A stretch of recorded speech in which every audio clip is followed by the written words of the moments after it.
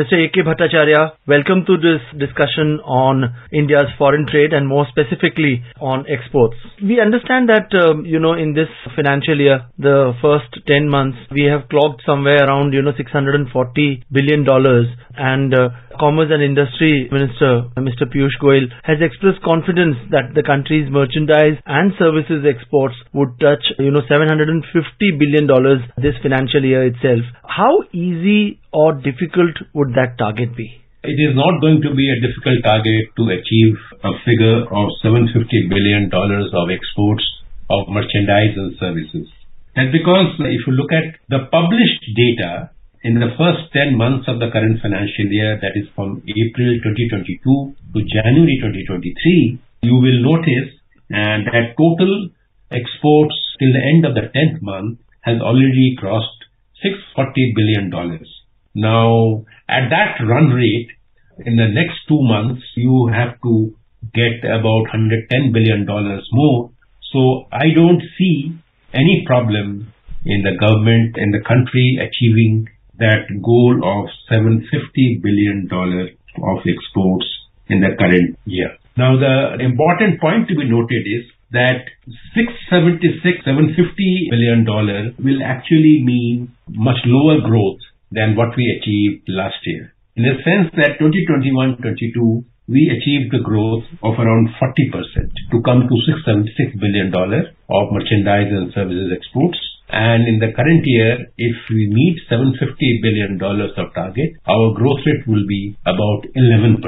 So clearly, the global economic situation is casting its impact on India's exports, particularly on the merchandise exports category and not so much on services category. And that is something that we need to be very mindful of, because exports by their very nature are in a very dynamic sector and they respond to global demand impulses very quickly.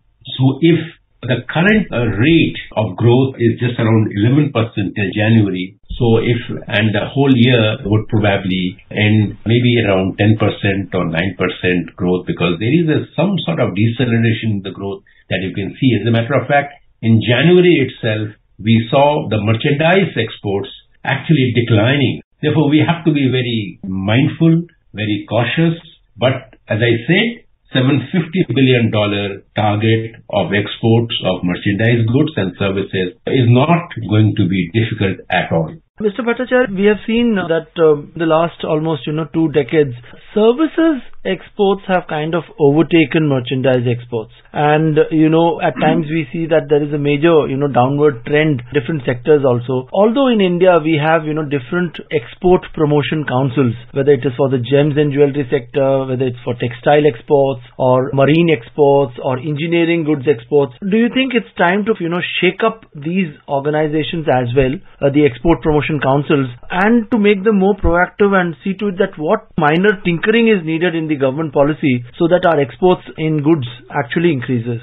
That is certainly an option that the government can explore, because we do, as you rightly pointed out, there are quite a few export promotion councils attached to different ministries which have the goal and the responsibility is to make sure that exports get a proper boost from these sectors. And it will help if you strengthen and revamp these councils and make them more target-oriented. But I think there are larger forces at play which influence the trajectory of India's exports, particularly in merchandise goods.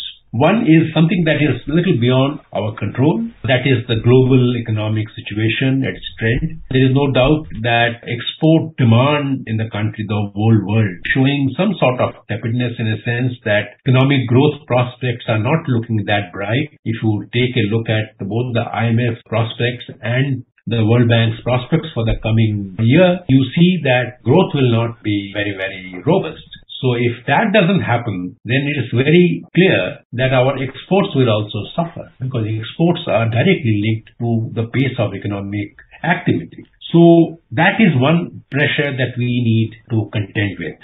And the second pressure is that to what extent as a country we are plugged into global value chains which help any country move up and push more exports. unfortunately, the Indian companies' connection with the global value chains are relatively weak, and they are weak for a variety of reasons. We can go into it later, but one of the reasons why they are weak is also because that our free trade agreements, although we have concluded two important free trade agreements with Australia and United Arab Emirates in the last few months, we need to expedite and step up the pace of those agreements to get into more agreements like the European agreement or the UK agreement, because if you get hooked into these agreements and also become members of some regional trade arrangements, then I would believe that our ability to take advantage and get plugged into these global value chains will be easier. That is point number 2. And point number 3 is that while exports are dependent on global value chains and the world economic growth prospects, they are also dependent on what is the state of domestic sector's competitiveness and to what extent the domestic policies are friendly towards exports. While a lot has been done and achieved in improving the ease of doing business in India, there are a few areas, sectoral policy, which is beyond the scope of the Ministry of Commerce and Industry. For example, the labor policy changes.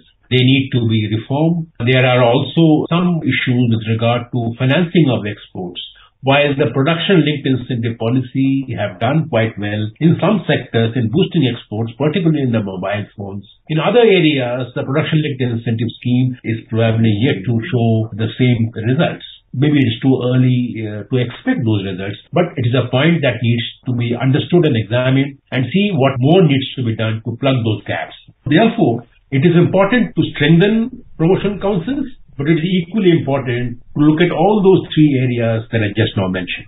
Mr. Bhattacharya, let's also talk about the forex reserves of Reserve Bank of India. A year and a half back, we had touched that record high of $640 billion of forex reserve. From there on, we have come down and now it is hovering around $530 billion. Do you think now the exports can really play a big role, and also the rupee dollar equation has an impact on this? Are we importing a lot and paying in forex and exporting comparatively less, because of which the forex reserves have come down a lot? Foreign exchange reserves are a function not just of importing more or exporting less.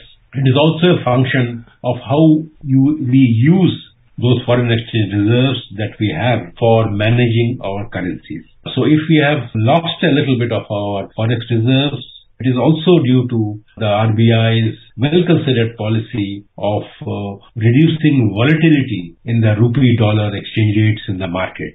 I will not link the decline in India's foreign exchange reserves to our higher imports, less exports. That is number 1. Number 2, I do believe India foreign exchange reserves must be looked at not as something that is an asset that needs to be kept and as a matter of pride, because remember that higher imports is not necessarily a bad thing for a growing economy. It depends on what you are importing. Fortunately, we are importing less luxury gold these days than we are importing goods for economic activities, for meeting our own demand, or even for re-exporting purpose. So I am not too worried about this kind of decline in forex reserves.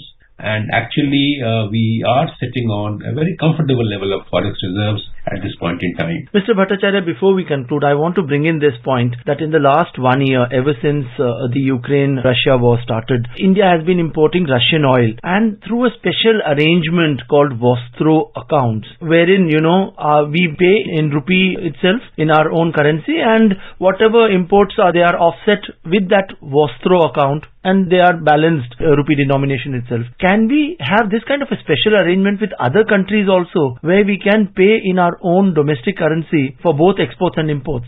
Doing such trade arrangements poses certain restrictions on the way you want to conduct your exports and imports. With Russia, this Vostro account deal was concluded precisely to address the concerns of an increase in import of Russian crude oil at a time when the global crude oil prices had gone up and the Russian crude oil prices were relatively less. So I think In specific circumstances, this Vostro deal kind of an arrangement is workable, but I do not see any logic or relevance or need for extending this kind of an arrangement with other countries, because after all, trade will have to be open and trade must be conducted in a currency which is accepted by both the trading partners without introducing any distortion or restrictions like what currency to be used. So I would say that it is good to the extent that it allows you to import Russian crude and help them finance their imports from India. But as a matter of principle, this is something that need not be encouraged. Mr. Bhattacharya, thank you so much for joining us in this discussion. Thank you.